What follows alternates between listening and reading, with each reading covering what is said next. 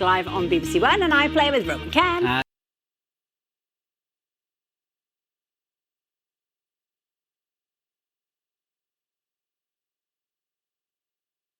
Live on BBC One, and I play with Roman Ken. And Alex Jones, and tonight we have an exclusive interview with one of the world's biggest pop stars who has 4 Grammys, 7 Brits and 14 #1 singles to their name. Yes, the one and only Ed Sheeran is here to tell us about his new era of music and how he teamed up with everyone from a Bollywood star to a Bridgerton favourite and even his own dad on his latest album. Yeah, and Ed isn't the only British icon in the building tonight, because Pudsey is here to help launch this year's Children in Need appeal alongside 2 fundraising legends who between them have raised a staggering £16 million. They have. Now, one of them took on an epic ultramarathon from Leicester to Bolton, and the other cycled hundreds of miles in an endurance challenge like no other. Yes, Paddy McGuinness and our very own Vernon Kay will be here with a big announcement on this year's appeal show. And our first guest tonight has also been sharing his talent on a global stage for more than a decade. It's Ed Sheeran.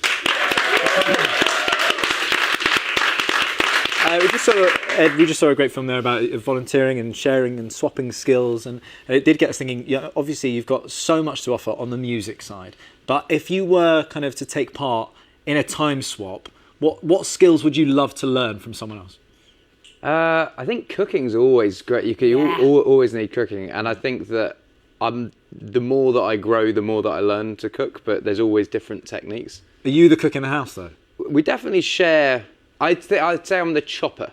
Yeah, okay. The chopper. That's a solid role. The chopper. Sheeran the chopper. Yeah. I don't put things in the right order. Fine. Or wait. I'm not a patient guy, so I'm very much. Ches calls me the sous chef, so I'll do all the prep. Perfect. Nice. Yeah. Perfect. Okay. Now, before we talk about your new music, we need to clear something up. There's rumours that you're moving to America. What's going on, Ed? Do you know what's wild about this is I have done this for all of my career. When I tour America, I go live there because I have a family. And last time I toured America, no one cared. And I think because now that there's like a narrative around like British people moving out of Britain, right? Press just wanted to jump on it and say that I was moving out. I've done this 5 times in my career, moved over to the States while we did a tour. And I'm doing that, and after the tour's done, I'll be back. It's just practical, though, isn't it? With children, you want them with you. Yeah, you can't really commute from US to UK. Yeah, and I like my kids, so yeah, I like that. Moves to America because he likes his kids. That's it. Well, look, it's been an incredibly busy time for Ed as he released his new album Play just a few days ago. Before we chat about it, let's have a listen to some of the songs that have already become fan favourites. Don't I used to love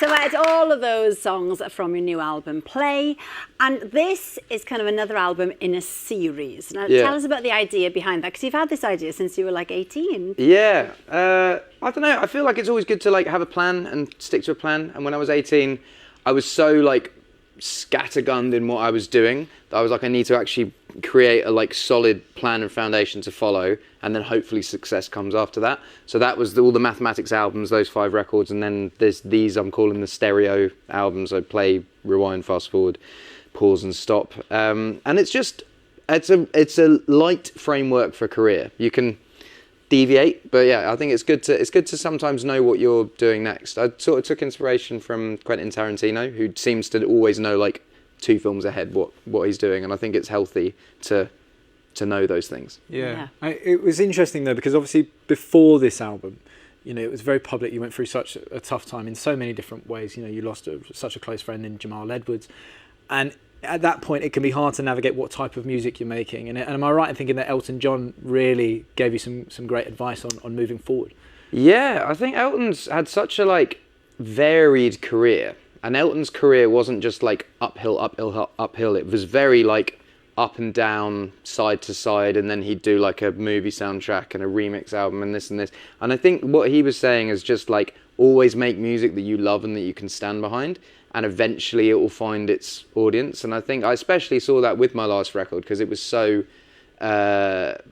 bleak and grim and about depression and grief and stuff like that, that when it came out, it's not a record that people like get ready for a night out to. Yeah. But now, 2.5 years since it's come out, it's really found its audience. And I think it's good to know that when you release songs, because you never know how people are going to take them.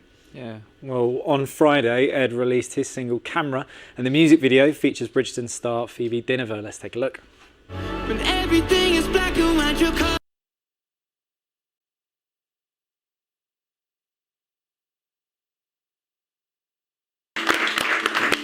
That is a lovely video, but that wasn't the plan originally, was it? No, the original plan was all of that footage is actually just reshot footage of like home videos of me and Sherry. And I think both of us were like, yes, it's a cool idea to do a compilation video of our home footage, but also like a lot of it is super private and special to us. So, and I actually think it was cooler. I essentially got to be on holiday for a week shooting a video with an iPhone. It was, it was fun, really fun shooting that video. I went to Croatia, and then Phoebe came to my gig in Sweden, and we did some stuff on stage there. But yeah, great fun. Also, like I'd never shot a video on a phone before. Just on a phone, exactly. Well, one of the songs on the album that personally I absolutely love this tune is all about finding your old phone. Yeah. And you know, seeing a lot of the old texts that were on there, some of the old pictures as well, including this picture. I mean, am I right? I think this is your first gig. That was my first ever gig. It's your first ever gig. How old are you there, Ed? I'm 11. That was in my school main hall talent show at Thomas Mills High School. Shout out Suffolk. I remember I was meant to do that performance with my mate Dan, and he was on a piano, but they put the piano so far away, and whoever was doing the performance was just like, we're not going to use Dan. So suddenly I was doing it solo, and I remember crying before I went on stage. Well, that's what I was going to do. What would you tell that young boy now? That every single time you're nervous and you get through it, it gets easier the next time. It's kind of like, I always sort of rolled my eyes when adults said practice makes perfect, because as a kid you're just like whatever, but it really, like, the more you do something, the more comfortable you get with it. And I think I've had stages of my career where, you know, you make a jump from being an 11-year-old to then maybe playing a pub, and then pub to maybe opening up for someone on a tour, and then doing that to a theatre, and a theatre to an arena to a stadium. And each one of those jumps I felt supremely nervous before. And then when you do them, you're like, it wasn't that bad. And the worst thing that can happen is you fail. And when you fail, you learn how not to fail. So I think, like, the worst case scenario is actually sometimes a good thing as well. Yeah, and speaking about following your dreams, you know, the boy from Adolescence, a tremendous actor, Owen Cooper, won the Emmy last night. Can you remember how you felt when you won your first award?